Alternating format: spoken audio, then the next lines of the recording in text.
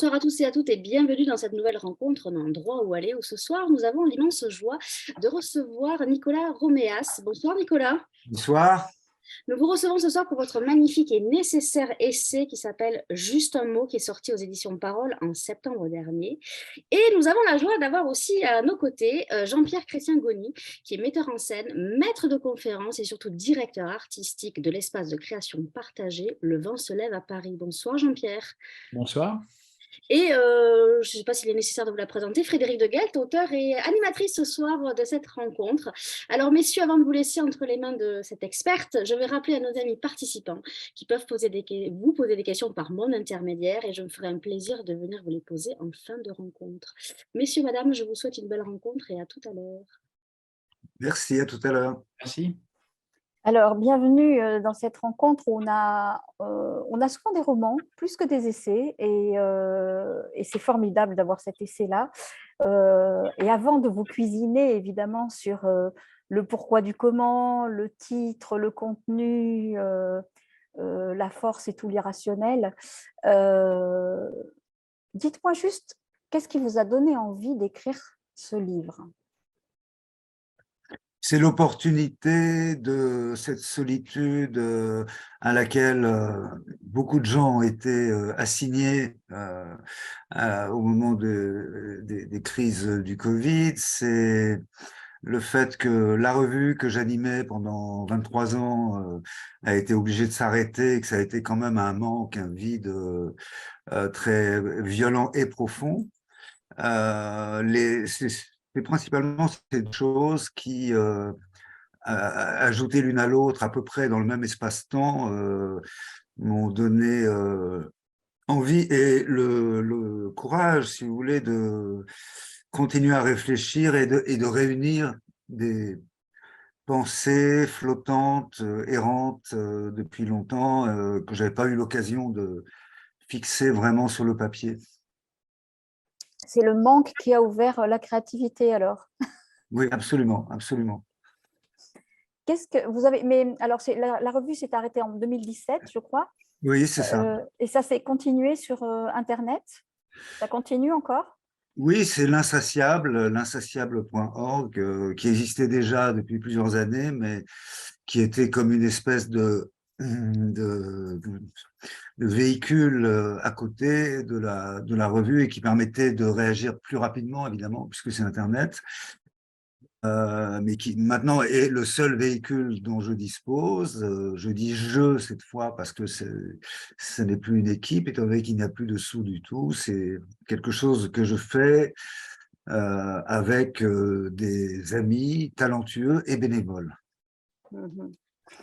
Oui, le bénévolat étant la condition de beaucoup d'artistes, et vraiment c'est une chose qu'on pourra aborder. J'aimerais bien ne pas laisser Jean-Pierre de côté et j'aimerais bien qu'il nous dise qu'est-ce qui vous lie tous les deux. Je crois que l'heure n'y suffirait pas. C'est une rencontre de hasard et dans mes pratiques de travail essentiellement au début théâtral, c'est tout à coup de rencontrer la revue Cassandre et de rencontrer un espace avec Nicolas Roméas où j'avais tout à coup le sentiment que les pratiques qui étaient les miennes, qui étaient balbutiantes il y a 20 ans, qui s'essayaient justement à sortir du champ et donc à se retrouver hors champ, trouver là une pensée, une expression que je n'attendais pas. Voilà, donc c'était une espèce de saisissement incroyable, avec la chance que m'a donné Nicolas aussi d'écrire aussi de ce que je faisais à cette époque-là en détention avec des détenus avec le théâtre. Et donc là, j'ai découvert un univers, j'ai découvert Cassandre, quoi. Et je suis pas le seul. Dire Cassandre a été, Nicolas le sait, mais ne le dira pas. Cassandre a été probablement une des revues les plus importantes pour les artistes qui tentaient justement de sortir de toutes les forteresses dont on les éloignait en général. Et ça a été un des endroits, l'endroit où ça a pu être pensé pendant des décennies. On ne mesure pas. Je veux dire, on ne mesure pas l'importance de tout ce qui s'est fait autour de Cassandre, de tous les gens, les artistes, sociologues, peintres, artistes. Enfin, il y a eu plein de gens qui se sont qui ont raconté ce qui était possible déjà à cette époque-là.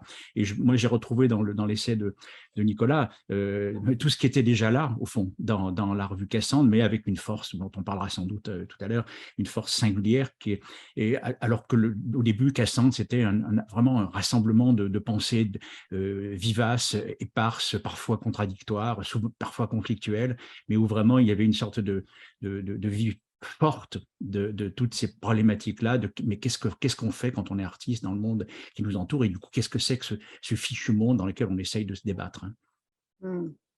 Avant de parler du contenu de Juste un mot, qui est, je le rappelle, publié aux éditions Parole, j'aimerais bien qu'on entende Claude Fausse qui lit un extrait.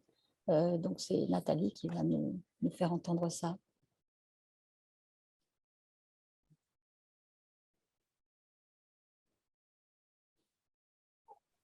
Ah, un petit problème technique, on dirait.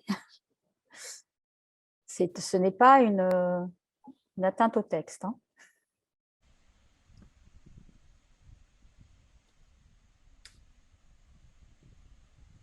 Je ne veux pas qu'on me raconte d'histoires. Je veux qu'on me raconte des histoires. Je ne comprends rien aux histoires. Je n'ai jamais rien compris aux histoires. Il n'y a pas d'histoire. Il n'y a pas d'histoire en dehors de la mienne, de la nôtre. Aucun récit ne raconte jamais rien, rien d'autre que le désir, l'élan vital. Rien d'autre que la mise en forme performative de l'inaccessible mystère blotti dans le chaos, pour que je puisse le partager et ainsi le saisir.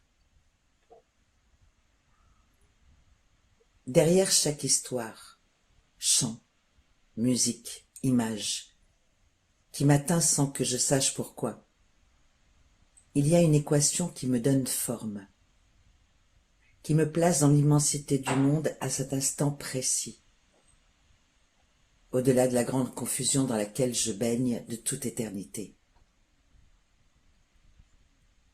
Les histoires que je lis, que j'entends, que je rêve et que je raconte, s'efforcent de mettre un semblant d'ordre dans ma perception bancale du monde, pour que je continue à vivre. Aucune histoire ne raconte autre chose que le parcours d'une âme équipée d'outils de fortune, pauvres outils terrestres, qui cherche le divin, voudrait s'extirper de la glèbe. Je n'aime pas les histoires qui s'attardent sur ceci ou cela, la soi-disant réalité des choses et des êtres. Je cherche l'équation cachée derrière l'énoncé des faits et des gestes. Je veux les purs.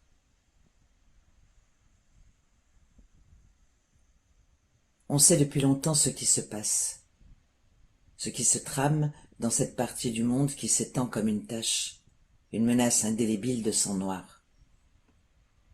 Mais on ne peut vraiment le croire, on ne veut pas l'accepter, ce serait y participer. Le peu d'espace qui reste, on veut s'y faufiler. La plus petite faille, on en fera un paysage. Le nôtre, comme un filet d'eau où s'ébattre, comme des truites vives filent entre les roches sous l'eau claire. Une pincée d'humour, une respiration, un regard furtif en passant, un peu de pensée, un amas de brindilles, on fait feu de tout bois, l'élégance comme seule arme, la beauté du geste comme puissance ultime. La braise n'est pas éteinte, on y jettera tout ce qu'on trouve. Il faut la flamme.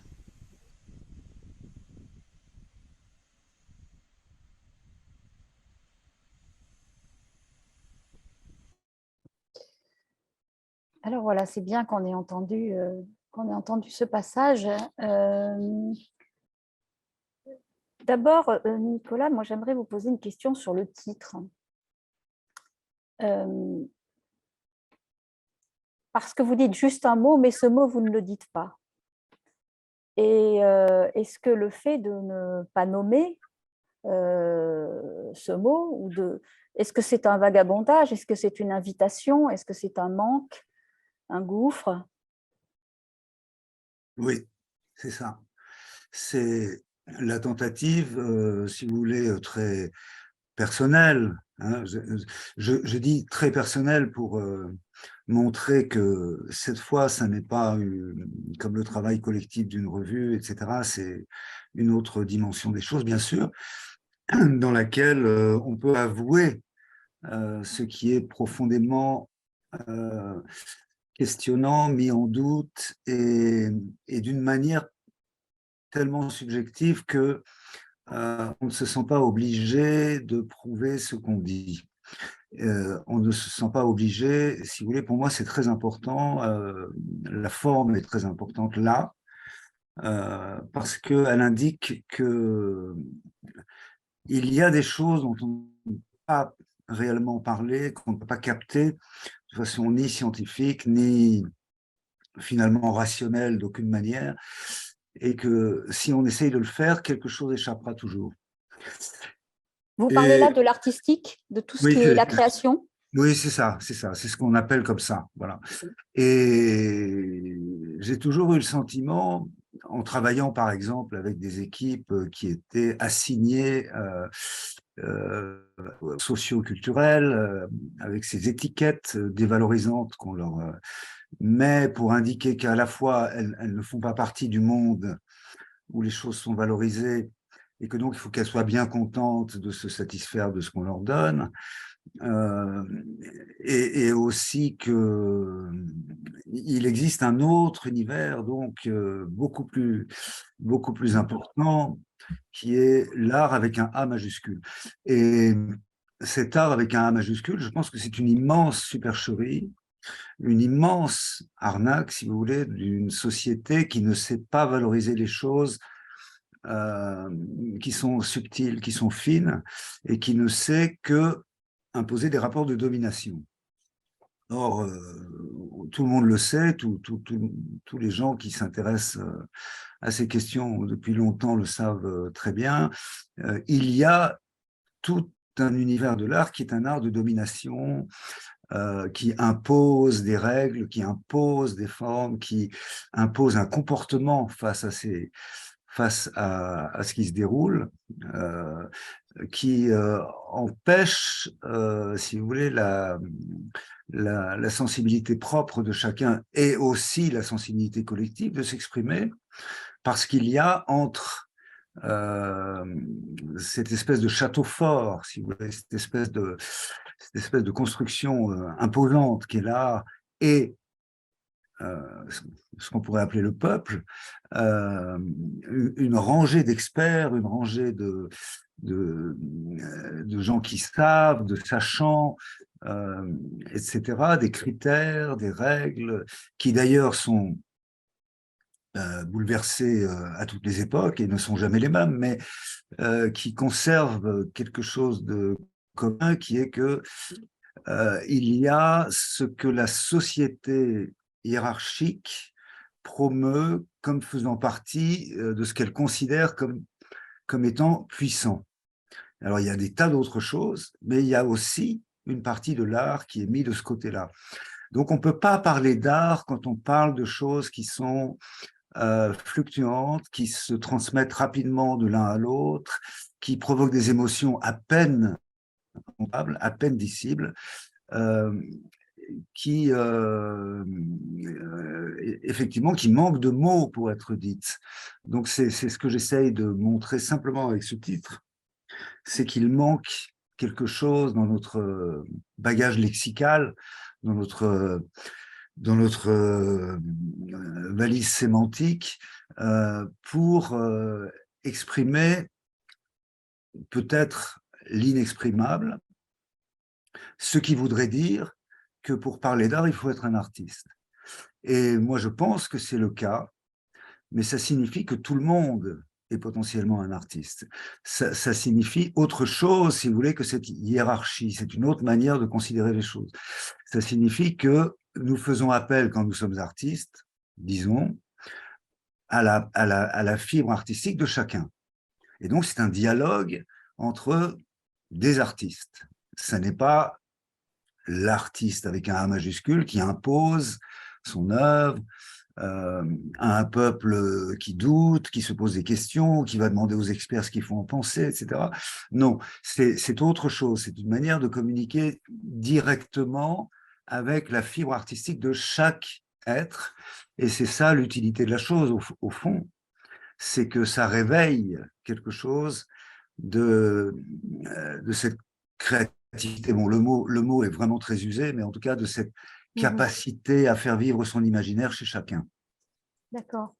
Mais c'est bizarre parce que ce que vous dites me fait penser à ces chefs d'orchestre qui vont avec un orchestre symphonique dans une banlieue, qui sont habillés comme ils seraient s'ils étaient à la Philharmonie, et qui déclenchent chez ces enfants qui n'écoutent souvent que du rap, des pleurs, des larmes, et ils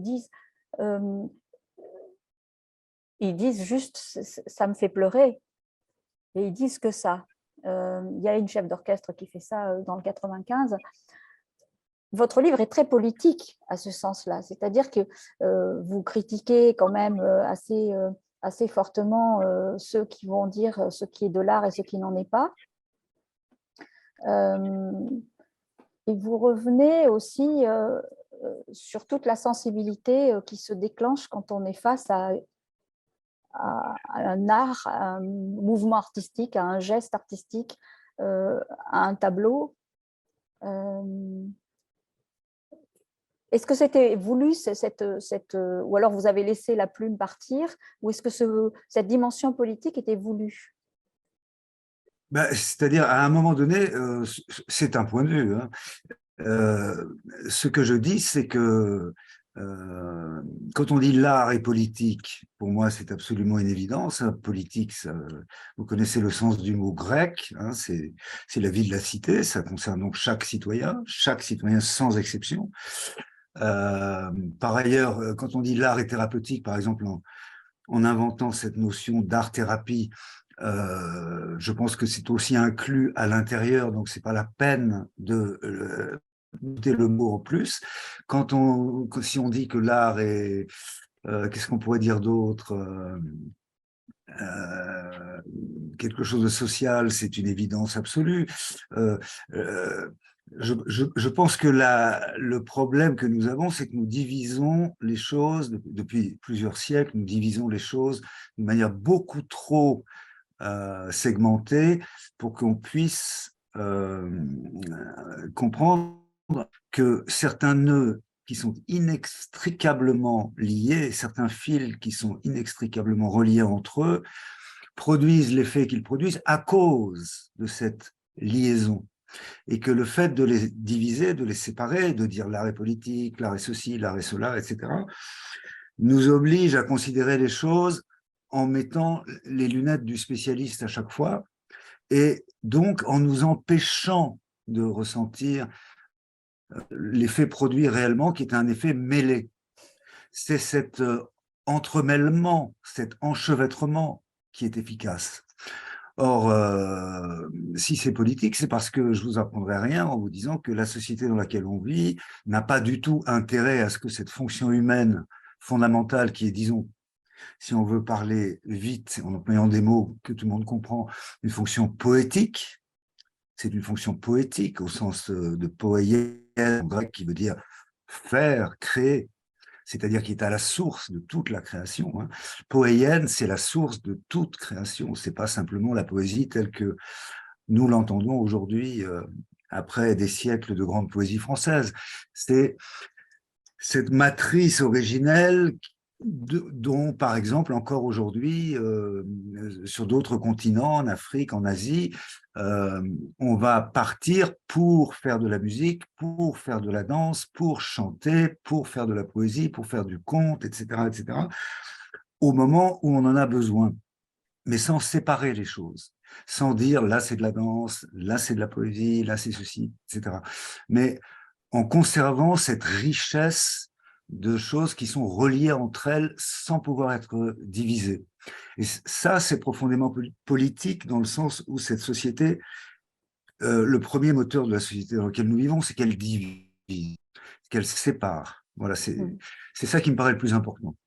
C'est sûrement pas un hasard de diviser, ça empêche une certaine liberté. Est-ce que, Jean-Pierre, vous pourriez me dire si vous avez senti cette raideur hypocrite qui s'est faufilée comme ça, c'est-à-dire qu'en fait, on n'interdit rien. On dit « Ah, c'est formidable, c'est merveilleux, mais on n'a pas d'argent. » Oui, absolument. Je pense que la censure a changé de nature. Les systèmes néolibéraux sont formidablement bien organisés et pensés. C'est-à-dire que moi, j'ai fait des choses en détention. On peut aborder absolument tous les sujets, il n'y a pas de souci. Mais il y a des petites choses qu'il ne faut pas faire. Par exemple, dans un travail qu'on a fait dans le Nord, on a demandé aux détenus de s'auto-organiser pour travailler avec nous sur le projet théâtral qu'on menait. On m'a vite fait comprendre qu'ils n'avaient pas le droit d'association, que ça c'était vraiment interdit. On essaie de faire travailler les femmes et les hommes ensemble, c'était il y a une vingtaine d'années, maintenant ça bouge un peu. Là on m'a foutu à la porte, vous voyez, de la détention parce qu'il ne fallait pas qu'on transgresse ce tabou-là. Mais sur les contenus artistiques, la censure n'a pas lieu, on peut se permettre pratiquement tout. Le seul qui a réussi un bon coup là-dessus, il le connaît, Nicolas, c'est Jean-Christophe Poisson, qui un jour a monté un spectacle dans un lieu de détention en commençant le spectacle par une prise d'otage du public, les détenus étant les preneurs d'otages. Et il y avait là tout le gratin du monde pénitentiaire et culturel. Ça s'est très mal passé. Parce que là, oui, ça, c'était une transgression et ça, c'était à censurer. Mais sinon, c'est ça qui est tragique, c'est-à-dire qu'on peut hurler à la révolution. Le système en question, il s'en fout complètement, voire même, il y a à l'intérieur du système des gens qui hurlent eux-mêmes à la révolution. Bon, vous savez, c'est des choses qu'on sait maintenant un peu, enfin, comment il s'appelle, c'est j'oublie toujours son nom, c'est le qui a écrit un travail sur art et politique. Elle explique que là, il n'y a plus de subversivité parce que la subversivité a été complètement phagocytée par le système lui-même. D'accord ? Donc, on peut déclarer plein de choses au nom du peuple et de la République, je ne sais quoi. Ça n'a pas de sens. Ça n'a absolument pas de sens. Ce que j'entends dans ce que dit Nicolas, et ce que je lis, parce que c'est une chose qui m'est très très chère, c'est au fond parce que c'est un des cœurs de nos sujets, c'est que pour le dire très vite, et de manière très sommaire, l'émotion est politique. Et que nos systèmes n'en veulent pas de cette mobilisation de l'émotion, parce qu'elle est incontrôlable. Parce que, et c'est ça pour ça que le peuple, ce qu'on appelle le populisme, quand on parlait des Gilets jaunes tout à l'heure, c'est que ça n'est pas maîtrisable, l'émotion d'un peuple. C'est très dangereux, l'émotion d'un peuple. Et qu'elle peut effectivement être mobilisée, utilisée sur plein de sujets, dans plein de directions. Et donc, il y a une espèce de force puissante qui consiste à la juguler.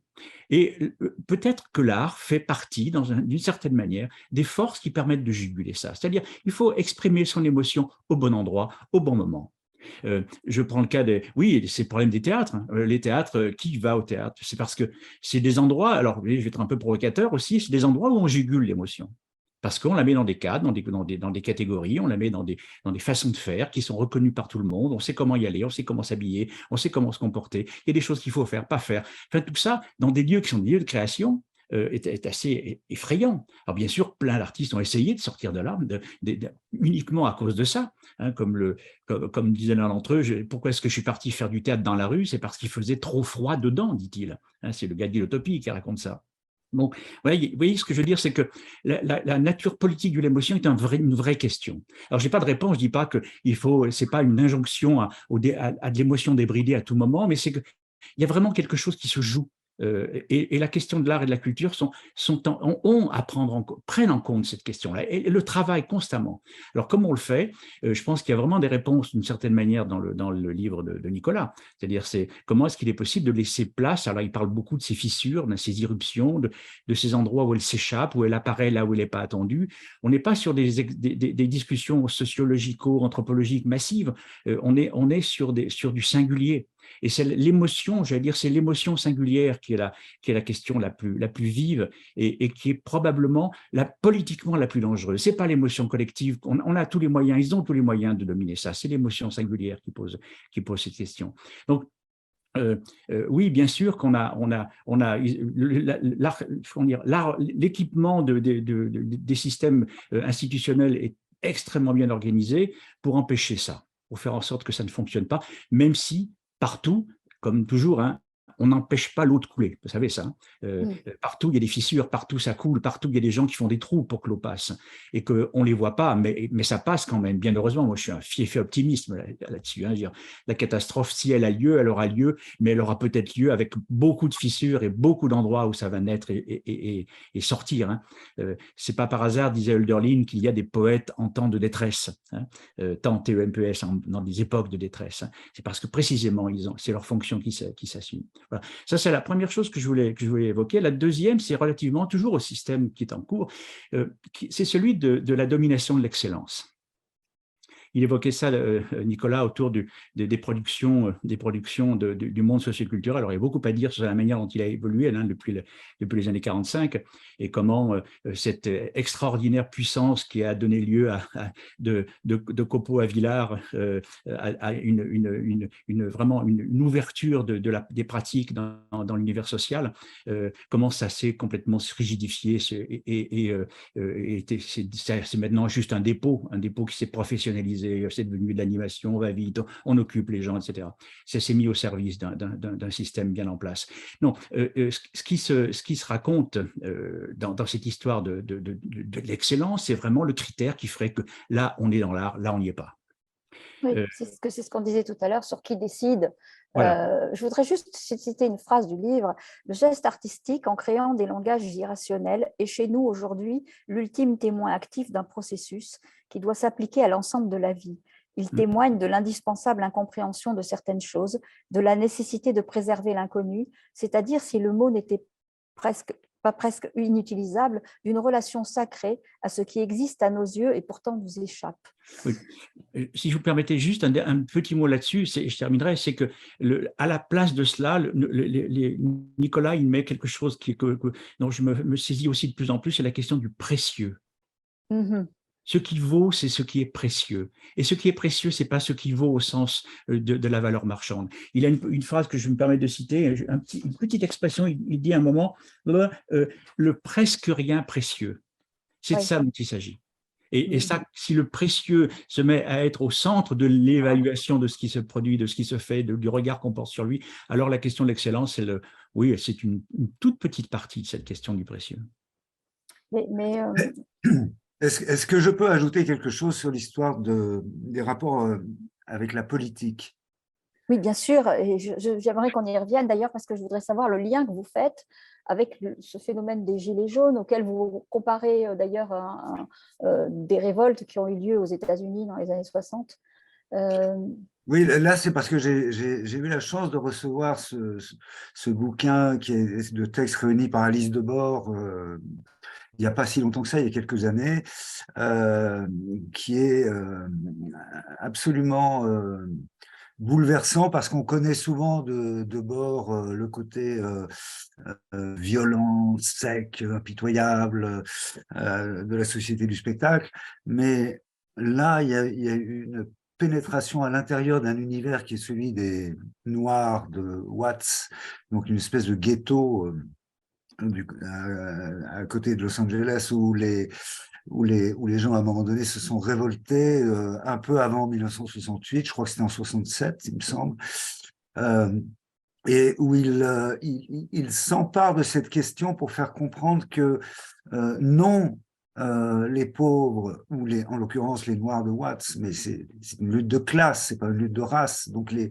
pauvres en question ne sont pas jaloux de la richesse des riches et des Blancs, ils sont révoltés contre cet univers de la marchandise, ils sont révoltés contre une société qui ne permet pas à autre chose d'exister, à une autre forme de relation d'exister.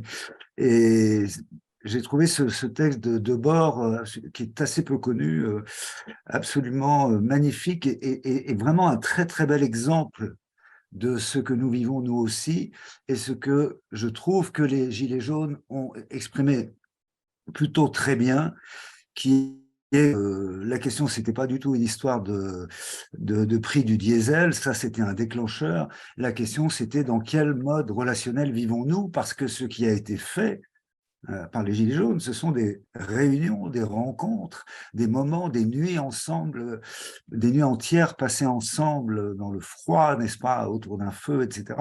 Et que c'est ça qui représente un autre mode de relation. C'est le fait de le vivre qui était la vraie profonde revendication. C'est pas simplement une question matérielle. Et si tout est traduit en termes matériels, évidemment, c'est une façon de se débarrasser du problème de l'humain, finalement. Et ce que je voulais dire par rapport aux politiques, de manière plus générale et plus véritablement politique, c'est que lorsque nous faisions cette revue, Cassandra Orchamps, notre utopie, c'était qu'une prise de conscience devait avoir lieu après la prise de conscience écologique. La prise de conscience écologique, donc, dans les années 50, 60, avec René Dumont, son équipe, et le tout, qui ont très, très courageusement travaillé sur la question, notamment de l'eau et du Sahel, etc., et qui ont été beaucoup aidés par les menaces qui ont commencé dès cette époque à peser sur nous, et qui aujourd'hui sont énormes. Cette question de l'écologie a permis à un mot de surgir. Ce mot, c'est le mot écologie qui n'existait pas dans la langue commune employée par n'importe qui. Et comme vous le dites, ce qu'on ne nomme pas n'existe pas. C'est ça. Et donc, lorsqu'on parlait du problème des oiseaux, lorsqu'on parlait du problème de l'eau, lorsqu'on parlait du problème du climat, etc., à chaque fois, on était dans un thème différent. On était dans une catégorie différente. Et il fallait des spécialistes de chaque catégorie. Le fait de nommer, si vous voulez, d'ouvrir cette question en créant un concept qui fait entrer toutes ces questions dans la même problématique, a transformé notre regard. Alors ça a des aspects pervers, puisque maintenant n'importe qui parle d'écologie, y compris les menteurs parlent d'écologie aussi, puisque le mot existe. Donc, il faut toujours en passer par là, on est obligé, hein, puisqu'un mot appartient à tout le monde, c'est comme les billets de banque, on ne sait pas dans quelle poche ça finira par atterrir. Mais en tout cas, c'est commun. Et si je n'emploie pas le mot art, ou alors je l'emploie en tournant autour, en le niant, en le remettant à chaque fois en question, c'est parce que je pense que ça n'est pas le bon mot aujourd'hui pour parler de ce qui devrait circuler entre tous, des véhicules de l'émotion et de l'imaginaire. Qui peuvent se dérouler dans des quartiers réputés difficiles, aussi bien que dans d'autres lieux tout à fait différents. Mais c'est la même chose, en fait, c'est comment est-ce que nous sommes capables de transmettre une vision du monde qui passe par du symbolique.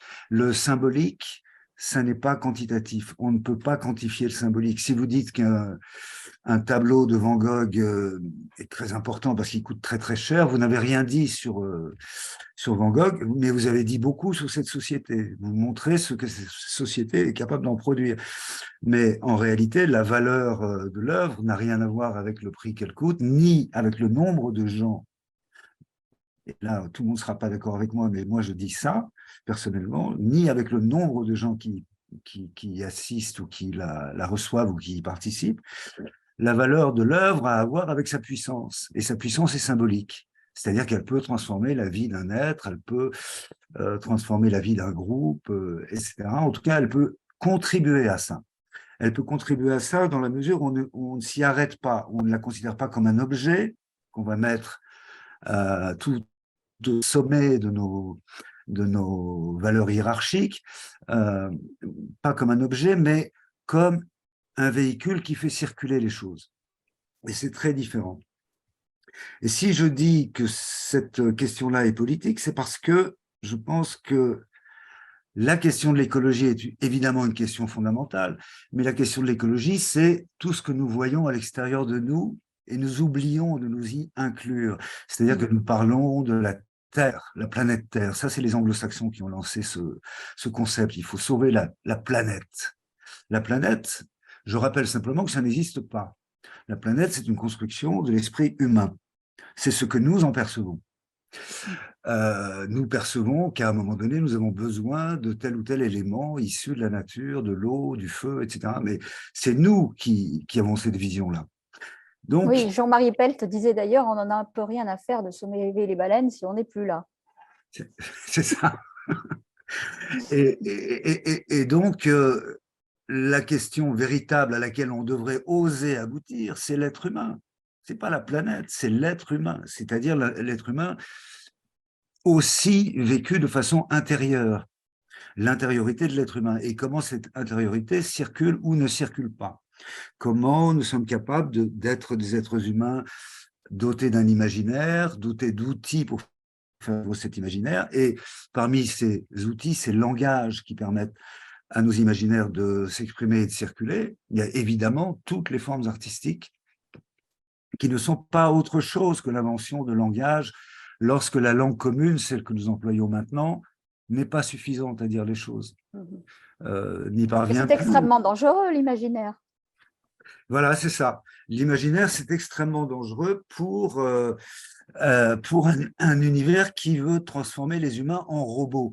Nous sommes dans l'époque d'Amazon, où les employés des grands entrepôts d'Amazon sont effectivement totalement robotisés. Vous savez, ils ont des casques qui leur disent quoi faire, où aller, etc. Et ils n'ont aucune initiative personnelle. C'est le, comment dirais-je, c'est l'aboutissement d'une vision du travail que cette société produit et qui fait que la fois d'après, on peut très bien remplacer le travailleur par un robot, ça marche très bien et ça marche mieux. Oui, on peut parfaitement robotiser les humains, mais on ne peut pas humaniser les robots. C'est ce que vous dites aussi dans ce livre, par Absolument. rapport à ce geste artistique, justement, qui doit être irrationnel, l'accident. Exactement, exactement. Et tous les algorithmes et toutes les machines informatiques qui imitent la création artistique ont un seul défaut, c'est que comme il n'y a pas de corps à l'intérieur, comme il n'y a pas de cœur battant, comme il n'y a pas de souffle, comme il n'y a pas de respiration, etc., tout ça, c'est pas uniquement des accidents, c'est aussi la vie organique d'un être humain. Donc, vous ne croyez pas à ces gens qui font de la musique en ajoutant toutes les musiques qui ont marché, ou des tableaux de la même façon, ou des livres avec ces algorithmes? Non, non, mais cela dit, je pense qu'il y a des gens qui ont un immense talent dans tous les domaines, absolument partout. Donc, je pense qu'on peut inventer des choses fabuleuses, y compris à partir de machines, etc. Il n'y a pas de problème avec ça. Ce que je veux simplement dire, c'est que notre problème fondamental, c'est l'être humain. Et que, pour terminer sur ce sujet, qu'après l'immense préoccupation de l'écologie, il me semble qu'il serait absolument indispensable que nous nous préoccupions avec autant de force de la construction de l'être humain. La construction de l'être humain, moi, ce qui m'a le plus frappé comme exemple qui explique comment se fabrique un être humain, c'est l'histoire de l'enfant sauvage de l'Aveyron, qui est une vraie histoire, avec un vrai psychiatre qui a vraiment travaillé sur un tout jeune homme qui n'avait pas été éduqué du tout, qui était resté à l'état sauvage, et qui a eu énormément de difficultés à le faire accéder pas à pas sur un très très long temps au minimum de langage symbolique qui constitue un être humain, qui n'a jamais parfaitement réussi, qui n'a pas parfaitement abouti, parce que ça se déroule depuis la très très très jeune enfance, mais c'est la preuve, cette aventure réelle qui s'est produite, je crois, au 19e siècle dans l'Aveyron, est une preuve, mais absolument incontestable, du fait que l'être humain se construit avec des symboles. L'être humain ne peut pas se construire sans symboles. Et je pas pense seul. Comment? Et pas seul, surtout. Parce que Oui, si on voit les peintures de la grotte Chauvet, par exemple, le geste artistique, il est commun, il est là, et on est loin de l'homme préhistorique il y a 30 000 ans avec son gourdin et sa peau de bête. Et parce que, par définition, le symbole est un objet de partage. Le symbole est un outil de partage. Le symbole, si on se tenait même à la simple définition de Platon, c'est-à-dire c'est une demi-sphère qui attend sa moitié pour la compléter, et c'est l'autre qui va la lui fournir pour qu'il commence à exister. Donc le symbole n'existe jamais seul. Alors Nathalie est revenue pour nous poser les questions des personnes qui assistent à la rencontre, donc on t'écoute. Avant, je voudrais qu'on montre, parce que c'est aussi un objet, l'essai de Nicolas. Il y a des images d'Olivier Perrault. Alors, je vais en montrer quelques-unes. Je ne sais pas si on les voit bien. Là, il y en a une. Je sais pas, vous la voyez bien ou pas? Oui, absolument. D'autres, parce que c'est aussi un bel objet, ce livre. Donc, il y a de belles... C'est important, oui, surtout qu'en plus, ces images ont une force symbolique assez importante. Qui est cet artiste? Vous pouvez nous en dire un mot? Oui, et je veux dire, ce ne sont pas des illustrations, ce sont des images d'Olivier avec lesquelles le texte dialogue et qui dialogue avec le texte. Les deux se font écho. Et c'est important parce que Olivier, c'est pour moi un très grand artiste d'une modestie absolument coupable. Parce que pour moi, c'est vraiment un très grand artiste, Olivier Perrault, qui fait partie de ces gens qui travaillent sur le photogramme. C'est-à-dire que, vous savez, ces images produites sans appareil photo à partir de papier photographique qui permettent de faire des choses qui sont, je dirais, on ne peut pas dire que c'est abstrait et on ne peut pas dire non plus, bien sûr que c'est figuratif, mais c'est totalement symbolique, quoi. D'ailleurs, on les met en lien, elles font très bien miroir avec le texte, on les met en lien avec ce qu'on veut dans le texte. Oui, c'est ça. C'est d'ailleurs une des caractéristiques de ce que vous avez écrit qui est très intéressante, c'est que quand on lit un essai, on s'attend à ce que l'auteur, bon, il ait un avis et nous entraîne sur ses chemins. Je dirais que vous nous balancez des portes. Mais ce n'est pas très linéaire. Non, mais vous nous balancez des portes et puis si on a envie de les prendre, eh ben on les prend et puis ça peut nous balancer sur autre chose. Et c'est ça qui est agréable aussi dans ce livre, c'est que tiens, d'ailleurs, la révolution du sensible, puisque c'est dans votre titre, est-ce qu'elle a lieu, cette révolution? Nous sommes des utopistes, n'est-ce pas? Ce qui ne veut pas dire que ce dont nous parlons n'arrivera pas. C'est simplement que, pour l'instant, ça n'a pas de lieu propre pour exister. C'est ça que ça veut dire, utopie. Nous sommes des utopistes qui savons profondément qu'il y a des choses dont on ne parle pas aujourd'hui, dont on ne parle pas publiquement, dont on parle très peu, qui sont absolument fondamentales et que si nous n'en parlons jamais, on ira vraiment à la catastrophe. Donc, on n'a évidemment aucune certitude de rien, mais ce qu'on sait, c'est qu'on est en train de s'approcher à la fois de la conscience de ça et de la catastrophe. Les deux choses se passent en même temps. Oui. Bon, Nathalie, je te laisse les questions. Je me tais. Oui, alors, la première question elle est pour Jean-Pierre. Jean-Pierre, avec cette bonne matière qu'a donnée Nicolas Roméas dans son essai, serait-il facile de le mettre en scène? Je n'ai pas compris la première phrase. Avec la bonne matière qu'a donnée Nicolas Roméas dans son essai, serait-il facile pour vous de le mettre en scène, en faire un spectacle vivant? Alors, facile, je n'espère pas. Ce serait une mauvaise nouvelle. Je n'y croirais pas. Mais rien ne peut échapper au fond à l'espace du théâtre, il n'y a pas de souci. Je veux dire que la question, c'est ça, mais c'est aussi comment on invente du lien à faire. D'accord, et c'est ce qui pourrait parfois manquer à certaines formes de spectacle que j'estime qui devrait être déspectacularisé, c'est-à-dire c'est qu'il soit facteur de fabrication de liens collectifs. Alors ça, c'est ça qui est à inventer chaque fois qu'on monte quelque chose, mais qu'on monte Shakespeare ou Roméas, j'allais dire la question est un peu la même. Comment est-ce qu'on va inventer quelque chose qui nous relie à 5, 10, 15 000 et avec des gens qui viennent voir, etc. Comment on va faire ça?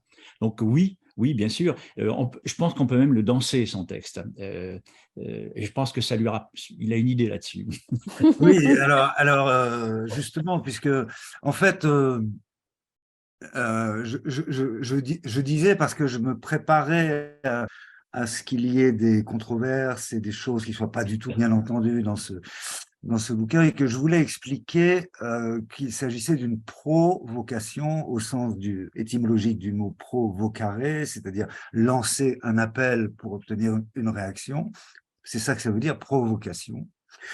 Ça me plairait que ce soit une provocation. Et dans l'idée de réouvrir le débat, il y a plusieurs manières d'ouvrir le débat et la revue a essayé, comme l'a dit Jean-Pierre tout à l'heure, et avec lui notamment de le faire le plus souvent possible et de toutes les manières possibles et imaginables, avec tous les outils dont on pouvait disposer. Ça, j'aimerais que ce soit aussi un outil pour ouvrir le débat à nouveau sur cette question fondamentale. Et du coup, travailler avec des artistes, ça me paraissait la meilleure idée. Et Marie L'Enfant, qui est une chorégraphe du Mans, une fille magnifique, une fille qui fait un boulot avec son compagnon danseur Riti sur les choses les plus contemporaines, les plus immédiates et bien sûr aussi les plus intemporelles, mais qui fait un travail vraiment artistique et politique, puisque je suis obligé d'accoler les deux mots, ne disposant que de cette langue. Vous savez, dans cette période du Covid où on était parfois un peu isolé, un peu malheureux et un peu seul, ça a dû arriver à d'autres gens qu'à moi. On communiquait avec quelques personnes avec lesquelles on parlait beaucoup. Et il y avait Marie qui avait commencé à faire un travail sur un petit texte que j'avais fait qui s'appelait La Masse.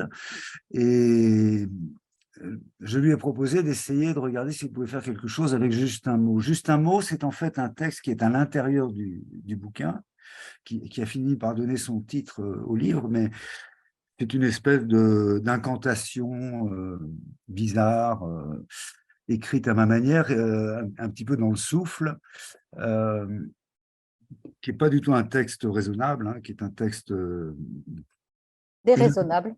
Déraisonnable, hein, sur lequel elle a décidé de travailler de façon extrêmement bizarre. J'ai vraiment hâte de voir ce qui va en résulter. Et l'idée, c'est de montrer la chorégraphie de Marie en même temps que éventuellement ouvrir le débat à partir du bouquin. Moi, je n'ai pas tellement envie de parler du bouquin comme on a pu autrefois organiser de très, très nombreux débats avec la revue, parce que c'est pas la même chose. Je ne suis pas un sociologue, nous ne sommes pas une équipe, là, c'est juste la musique particulière d'un esprit particulier, d'une âme, qui essaie de dire les choses à sa façon. Et donc, le débat devrait avoir lieu, mais en dehors de moi. Ce n'est pas forcément à moi de parler à ce moment-là. Parfait. Alors, il y a une question de Claude, notre fidèle lectrice. Y a-t-il moyen de sensibiliser tout le monde à l'imaginaire, étant donné que certaines personnes y sont impénétrables, surtout dans le monde d'aujourd'hui?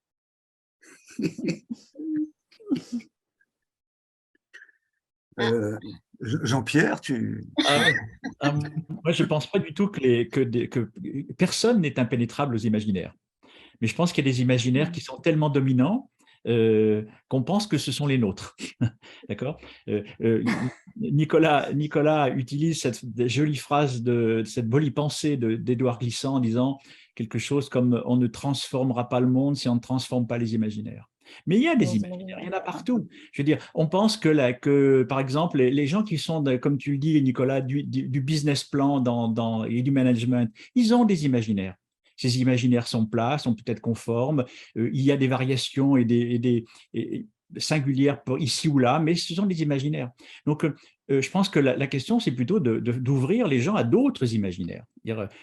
Arrêter de faire penser, mais je souscris complètement à ce que disait Nicolas, qu'il n'y aurait qu'une seule réalité qui s'imposerait à tous. Voyez, non, il y a trois ordres. Il y a l'ordre de l'imaginaire, du symbolique et du réel. Voilà, hein, c'est les trois grands ordres qui dominent, trois dimensions qui dominent nos existences. Donc, il n'y a pas que du réel, qui aurait qu'une seule façon de le lire, avec un seul langage pour en parler. Ça, c'est un imaginaire du monde. Alors, il me semble que c'est la place de travail des artistes, d'être, voilà, comme le disait Frédéric, hein, comme le fait Nicolas, d'ouvrir des portes autant de portes que possible, mais on n'obligera personne à y aller. Hein. Voilà, ils les prendront. Et cet imaginaire est considéré dans cette société-là comme dangereux parce que non seulement il ne rapporte rien, mais en plus il peut être contre-productif par rapport à la production et à la consommation. Il peut nous montrer l'existence d'une forme de gratuité précieuse, comme tu disais, qui échappe complètement à ce système. Donc beaucoup de gens qui ont, comme tu viens de le dire, en eux, qui n'ont pas perdu complètement cette capacité, cette liberté linéaire, la murent, l'enferment, font en sorte qu'elle ne déborde pas parce qu'on on les a formés à ça. Nous sommes formés comme ça. Nous sommes tous formés comme ça. Certains ont échappé, on ne sait pas par quel miracle, à cette formation quasi militaire que nous subissons depuis l'école. Mais l'imaginaire, on a tous été des enfants, donc c'est une banalité de dire que certains le sont restés et d'autres ont tué l'enfant en eux. Hein, mais c'est quand même un peu ça qui se passe, c'est que on apprend à l'enfant à se débarrasser de cette faculté. Et certaines personnes considèrent que ce serait très dangereux pour elles de laisser à nouveau vivre cet imaginaire parce que ça leur ferait perdre beaucoup d'efficacité et de rentabilité, simplement. Oui, pas de côté. Comment est-ce qu'on invite les gens à faire des pas de côté? Juste un petit pas de côté, juste un petit changement de point de vue. Une petite anecdote, une dame de Thionville vient avec le centre social, avec un petit autocar, ils viennent visiter les musées de Paris et ils ont décidé de se filmer pour filmer leur réaction en voyant les œuvres qu'ils rencontraient. Et devant une statue, je crois que c'était à Beaubourg, une statue de Tinguely, enfin l'objet de Tinguely, pleine face là, caméra, elle est interrogée par sa camarade qui lui dit « Alors, comment t'as trouvé ?» Elle dit « Oh, c'est moche, mais qu'est-ce que j'ai aimé ?» Voilà. Je veux dire, vous voyez, là, le pas de côté, il a commencé. Ah oui, on s'autorise. On s'autorise. Je voudrais juste vous lire une phrase parce qu'on se rapproche de la fin de notre… Ah non, on vient juste de commencer, on n'arrête pas, non. Je sais bien, mais on est malheureusement limité par un temps. Annie nous dit « Comment se fait-il que juste un mot fasse à ce point écho à la réalité vécue par tant de personnes, qu'elles soient artistes ou non? Je veux dire que mon expérience de syndicaliste regorge d'exemples où dans l'entreprise privée ou non, on cherche à tuer toute créativité, tout sentiment, toute capacité à porter un regard individuel et collectif sur ce que l'on veut à nous imposer. Cela est une source incommensurable de souffrance dans le monde du travail. Je crois d'ailleurs que là réside la souffrance principale aujourd'hui. Nicolas, ça vous évoque quoi, ce que dit Annie? Je suis complètement d'accord avec la question. C'est pas une question, c'est une remarque, mais en même temps, ça évoque plein de choses. Je suis complètement d'accord parce que, pardon, mais une des choses très, très importantes dans le monde du travail, par exemple, c'est la perte, ce qu'on a appelé, je pense que c'est Bourdieu, la prolétarisation, mais vraiment au vrai sens du mot, c'est-à-dire la perte de toute liberté du travailleur au sein de sa propre activité. C'est-à-dire que les artisans, il n'y a pas si longtemps que ça, enfin disons il y a un siècle, et même personnellement impliqués dans la fabrication de chaque chose, et on reconnaissait la patte de tel ou tel artisan. Et c'est c'est un des outils utilisés par l'art. Nos distinctions n'y changent rien. En fait, c'est quand notre propre imaginaire fonctionne à travers ce qu'on fait, c'est déjà de l'ordre de l'art. Et c'était le cas pour un certain nombre de travailleurs autrefois, et ça n'est plus le cas. Donc, quand on est absolument dépossédé, et comme on l'a dit tout à l'heure, qu'on peut être remplacé par une machine ou par un algorithme, on n'existe plus, tout simplement. On n'existe plus. Donc, c'est une société qui essaye de nous rendre totalement interchangeables et de nous faire perdre toute capacité de création dans tous les domaines de notre existence, dans tous les domaines. C'est pour ça que cette remarque est tout à fait juste. C'est ce qu'on appelle l'art, c'est pour ça qu'il est difficile d'enfermer les choses dans ce mot. Ce qu'on appelle l'art, c'est une des facultés de l'être humain, simplement. Mais le fait qu'on dise que c'est un métier, par exemple, bon, moi, je ne vais pas reprocher aux gens d'en faire leur métier, etc. On est dans cette société, on fait comme on peut dans cette société. Mais le fait que les gens soient séparés, par exemple, et que quand ils ont fait du théâtre, ça leur devient très difficile de faire de la danse. Quand ils ont fait de la danse, c'est très difficile de faire de la musique, etc. Les subventionneurs, par exemple, ne comprennent plus rien, ça rentre plus dans leur case, etc. Parce que les subventionneurs en question, les institutions qui sont chargées de soutenir en principe la création, ne savent pas de quoi il s'agit. Ils ne savent pas de quoi il est question avec l'art. L'art, c'est quelque chose qui est, comme on l'a dit tout à l'heure, paradoxal, c'est-à-dire que le paradoxe est au cœur de la chose, donc c'est irrationnel, ça doit l'être, et ça doit l'être pas seulement pour le plaisir des yeux et des oreilles, ça doit l'être aussi pour transformer l'esprit de celui qui est en face, de manière à ce qu'il accepte en lui le paradoxe. Et ça, c'est tout à fait contraire aux critères de production de cette société. Oui, oui. D'ailleurs, Annie, qui a dit cette belle phrase, ajoute justement que quelque chose résiste et que peut-être si les travailleurs souffrent, c'est une bonne nouvelle puisque quelque chose est en train de résister en eux à ce qu'on veut leur imposer. Alors, on a normalement vos conseils lecture, mais je pense qu'on mettra vos conseils lecture sous la vidéo sur notre page parce qu'on n'a plus le temps et que si ce moment formidable dépasse l'heure, on ne peut pas le mettre en intégralité et je serais désolée d'être obligée de couper cette vidéo. Je n'ai pas du tout envie de faire ça, ni de la faire rentrer dans une case, malheureusement. Je voudrais juste ajouter un mot, un seul mot, 10 secondes. Parce qu'il y a un passage où j'essaye de manière totalement utopique d'expliquer que l'occupation des théâtres au printemps 2001 a été quelque chose d'absolument fondamental et sous-estimé. L'occupation des théâtres, ça veut dire le retour du théâtre à sa fonction première au cœur de la société comme lieu de débat, comme agora, comme possibilité de s'exprimer. Et si vous voulez, le mouvement qui a créé cette chose-là, cette occupation, c'est le CIP, c'est la coordination des intermittents et précaires. Ça veut dire que ces gens-là, ces magnifiques combattants de la coordination des intermittents et précaires, savent que le travail concerne absolument tout le monde. Donc, c'est absolument politique. Nous sommes dans un sujet totalement politique et évidemment, ça concerne aussi les travailleurs. Bon, j'espère que personne ne vous quittera, l'insatiable.org et surtout lire juste un mot, Voilà. publié aux éditions Parole. Aller en librairie.